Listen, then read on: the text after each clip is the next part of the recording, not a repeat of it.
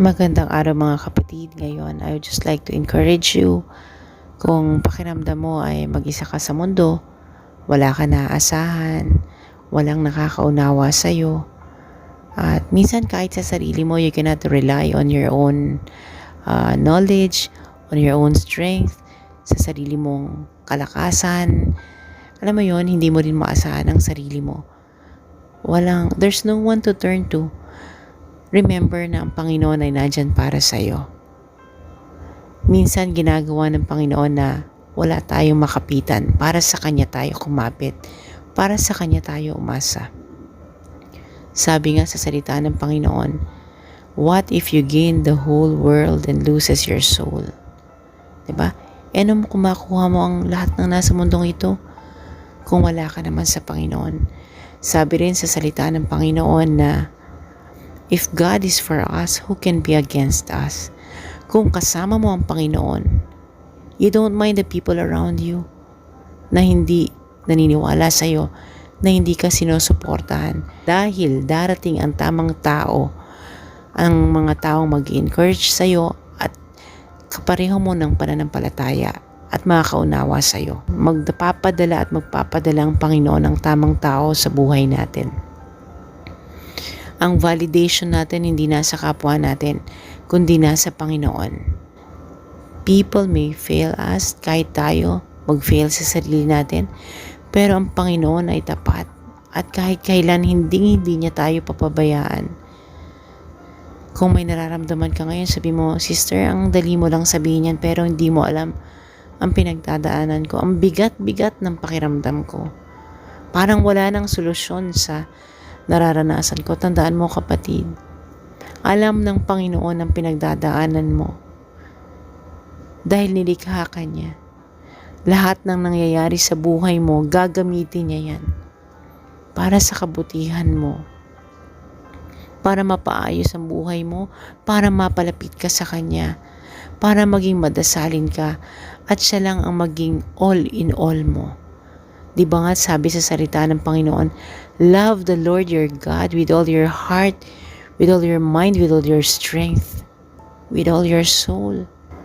Maaring may pinapanalangin ka sa Panginoon o minsan hindi mo na ginagawang ipanalangin kasi sinasabi mo na parang wala namang pag-asa, parang hindi naman magbabago, parang ganito na lang panghabang buhay. Kapatid, ang mga salitang yan ay hindi nagmumula sa Panginoon dahil ang mga bagay na kapuri-puri at maganda ang nagmumula sa Panginoon. Isipin mo na hanggat may buhay, may pag-asa at lahat ng bagay dali natin sa panalangin dahil may magagawa ang Panginoon.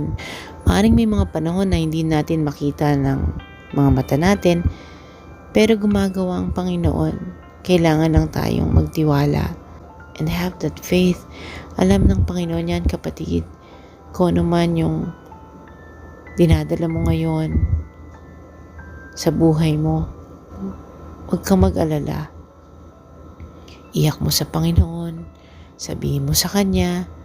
Huwag kang mawawala ng pag-asa. Sabihin mo na kung dumarating ka sa punto na parang wala ka ng pag-asa, sabi mo, Panginoon, nawawalan ako ng pag-asa. Minsan iniisip ko kung sasagot ka ba sa panalangin ko. Pero bigyan mo ako ng puso na umasa sa iyo, na magtiwala sa iyo. Bigyan mo po ako ng pananampalataya, ng pagtitiwala na iyo ang buhay namin. Ayan kapatid, panalangin na natin yan sa Panginoon. God bless you at sampunang yung mga mahal sa buhay. Tandaan mo na kaisa mo ako sa panalangin at kahit na anong mangyari, wag mong kalilimutan na mahal ka ng Panginoon. Kung ano man ang kasalanang nagawa mo, walang kasalanang hindi niya kayang patawarin. Kung may unforgiveness sa heart mo, sabihin mo, Lord, mahirap magpatawad, pero gawin mong maging mapagpatawad ako.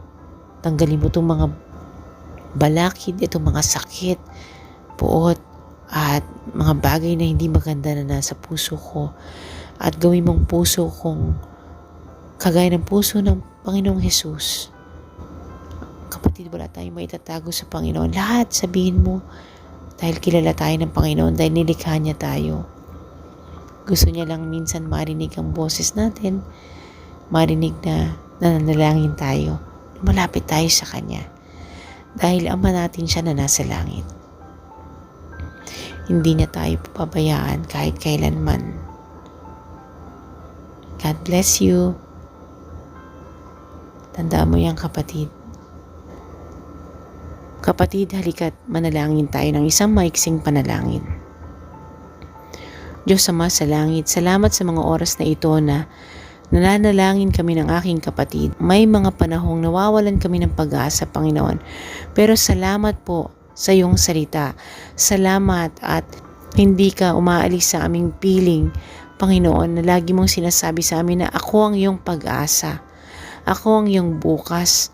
Panginoon, maraming salamat po na sabi mo, Panginoon, na ikaw ang aming ngayon, ikaw ang aking bukas. You are the same God, yesterday, today, and forever. Salamat, Panginoon, itinataas ko ang aking kapatid na nananalangin ngayon.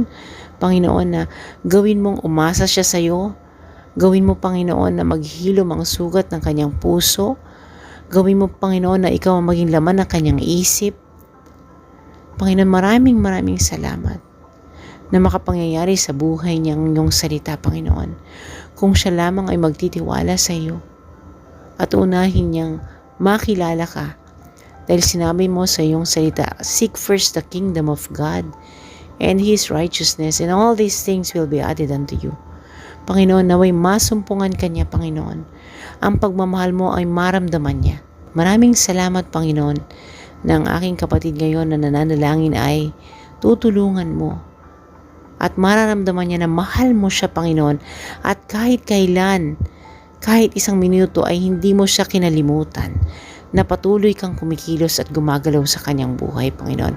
Maraming salamat po, Panginoon.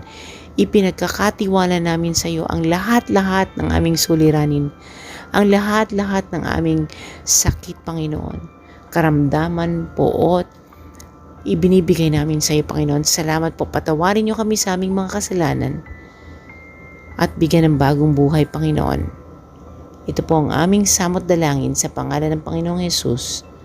Amen at amen. God bless you, kapatid.